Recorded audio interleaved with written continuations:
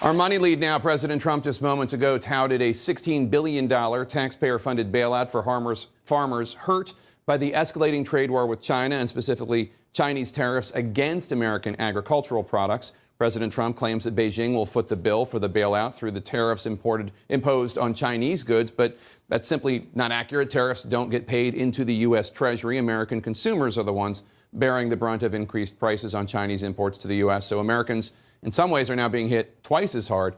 Joining me now to talk about this and more is Agriculture Secretary Sonny Perdue. Mr. Secretary, thanks so much for joining us. I appreciate it. Take a listen to what President Trump said about this bailout. Sure. It all comes from China.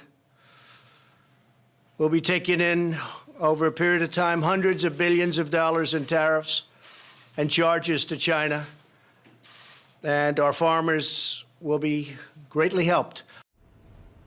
So I know you know this, but the Treasury Department doesn't take in the tariffs, so you can't just reroute it to the farmers. To be clear, this is going to be paid for, $16 billion, by the American taxpayer, correct? No, I don't agree with your premise, Jake. The Treasury does take in the tariffs. The tariff money charged to these imports will go to the Treasury, and while it doesn't go directly, it goes back through the Commodity Credit Corporation back to the farmers.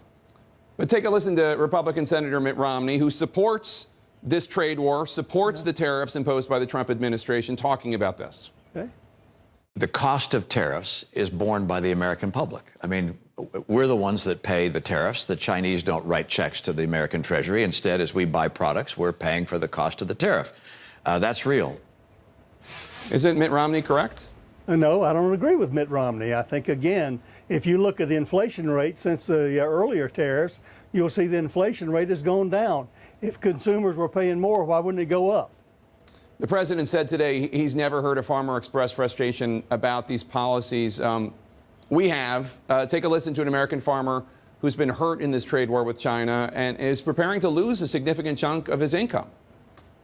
Between me and my daughter together, probably 150,000. Did you vote for Trump? I did. I'll never vote for him again.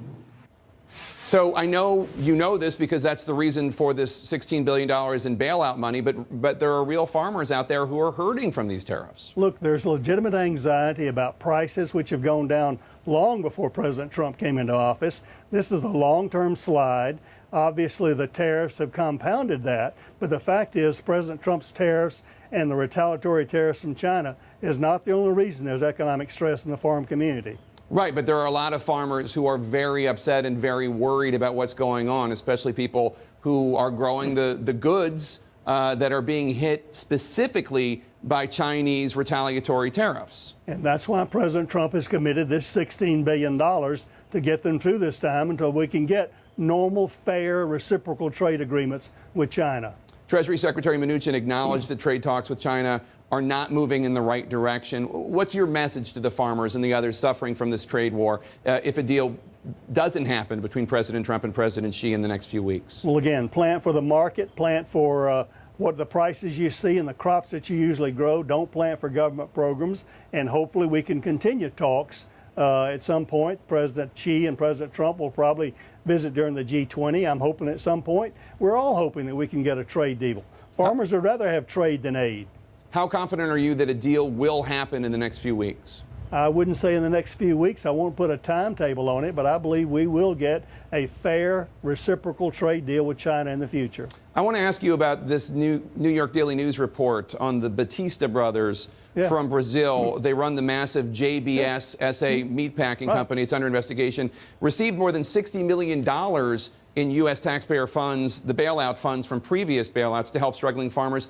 Shouldn't these bailout funds only go to American farmers and companies? They're going to American farmers, Jake. JBS bought all of that pork. They sold pork to the United States so we could distribute it through food banks. Every bit of that, every pound of that pork came from American producers. There was no other foreign protein in there whatsoever. But the bailout money didn't go to the Batista brothers, didn't go to the company, it just went to the farmers? We bought the American pork grown by American producers that was processed by JBS. They're an American company operating here. Farmers sell to them every day. Can you guarantee that this new bailout money, the $16 billion, that money will only go to Americans? I can guarantee you that every dollar will go to products that are contributed and grown by American farmers, ranchers, and livestock growers. All right, Agriculture Secretary Sonny Perdue, good to see you. Thanks so much for coming and answering our questions. We appreciate it. Thank you, Jake. Thank you.